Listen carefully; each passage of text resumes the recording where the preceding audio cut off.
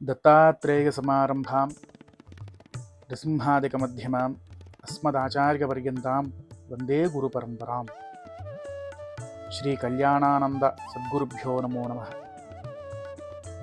ముందుగా అందరికీ కూడా పరాభవనామ సంవత్సర ఉగాది శుభాశీసులు, శుభాకాంక్షలు. శతాయుర్వజ్రదేహాయ సర్వసంపత్కరాయ చ సర్వారిష్ట వినాశాయ నింబకందళ భక్షణం. ఇవాళ అందరము కూడా ఉగాది పచ్చడి 6 రుచులు మిశ్రమమైనటువంటి పచ్చడిని మనం అందరము కూడా స్వీకరిస్తాం. ఎందుకు అంటే ఆ 6 రుచులు కూడా అరిషడ్ వర్గాలని సూచిస్తుంటుంది. కనుక దాని నిమిత్తమై అంతా మిళితంగా ఉండాలి అని మనం స్వీకారం చేస్తాం. అయితే ఈ సంవత్సరము నామధేయము పరాభవనామ సంవత్సరము. అందరూ కూడా చాలా భయంగా బాధపడుతూ ఉన్నారు. ఈ పేరు వింటుంటేనే భయంగా ఉన్నది, చాలా బాధగా ఉందని కూడా అంటున్నారంట. నిజంగానే వినటానికి చాలా భయంగా ఉంది, కానీ ఇందులో చాలా మిళితమైనటువంటి ఒక గొప్ప విశేషం ఉన్నది. ఏంటో చూద్దాం. నిజంగానే పరాభవనామ సంవత్సరము. ఎవరికి పరాభవనామ సంవత్సరము? నీ యొక్క అరిషడ్ వర్గాలకి పరాభవనామ సంవత్సరము. నీ యొక్క నిరాశకు పరాభవనామ సంవత్సరము. నీ యొక్క నిరీక్షణకు పరాభవనామ సంవత్సరము. అంతే తప్ప నీ యొక్క మంచి ఆలోచనకి కానీ, నువ్వు చేసేటువంటి మంచి పనికి కానీ, నీ యొక్క దినచర్యకి కానీ ఈ పరాభవనామ సంవత్సరానికి సంబంధం ఉండదు. నీ లోపల ఉన్నటువంటి నీ శత్రువులైనటువంటి అరిషద్ వర్గాలని నువ్వు జయించటమే ఈ పరాభవనామ సంవత్సరానికి ఉన్నటువంటి ఉత్తమమైనటువంటి లక్షణం. ఆ నామానికి ఉత్తమమైనటువంటి లక్షణం అరిషడ్ వర్గాలకి పరాభవం. ఎందుకంటే వాటికి పరాభవం అయితేనే నువ్వు జయిస్తావు. కనుక ఈ పరాభవనామ సంవత్సరం అంతా నీ అరిషడ్ వర్గాలని, కామక్రోధ లోభ మోహ మద మాత్సర్యాలను, అలాగే నీ నిరాశను, లోభత్వాన్ని అన్నిటికీ కూడా పరాభవం కలుగుగాక, తద్వారా నీకు విజయం కలుగుగాక అని చెప్పటమే ఈ పరాభవనామ సంవత్సర ఉద్దేశము.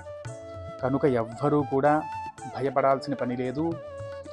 మీ యొక్క లోపల ఉన్నటువంటి అంతఃశత్రువులకు మాత్రమే పరాభవము.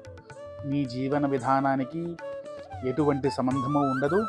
ఎప్పుడు నువ్వు చేసుకున్న కర్మనే నీకు నీ వెంబడ వస్తుంది. కనుక ఎవ్వరూ కూడా భయపడాల్సిన పని లేదు. మీ అరిషడ్ వర్గాలను జయించటానికి ఈరోజు పునాది పడింది. అందరూ కూడా అలాగే భావన చెయ్యండి.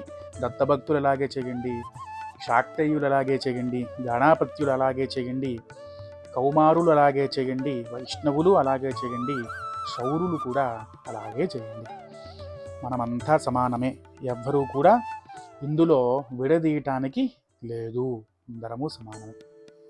ముందుగా ఈ ఉగాది రోజు మనకి శాస్త్రంలో చెప్పినట్లుగా 5 రకాలైనటువంటి పనులను మనం చేయాలి. ముందుగా తైలభ్యంగన స్నానము అంటే తలస్నానము. రెండవది ఉగాది సంవత్సరాది శ్లోకము.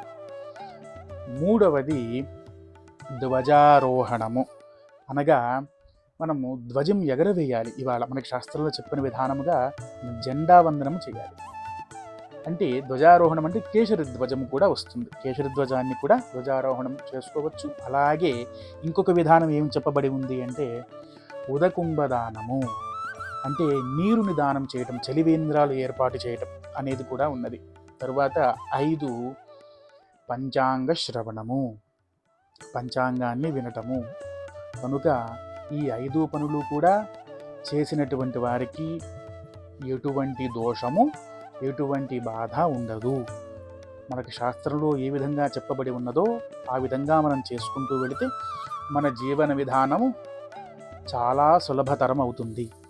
అందరికీ కూడా మరలా ఈ పరాభవనామ సంవత్సరం అందరికీ శుభాన్ని కలిగించు అని అమ్మవారిని నేను ప్రార్థన చేస్తూ, పరమ గురువైనటువంటి దత్తాత్రేయుడిని కూడా ప్రార్థన చేస్తూ మా సద్గురువులను కూడా అందరికీ సంతోషాలను సుఖాలను ఇమ్మని గురువుల పాదాల దగ్గర అభ్యర్థన చేస్తూ అందరికీ కూడా మరల పరాభవనామ సంవత్సర శుభాశీసులు. సర్వం శ్రీ జగదంబార్పణమస్తు.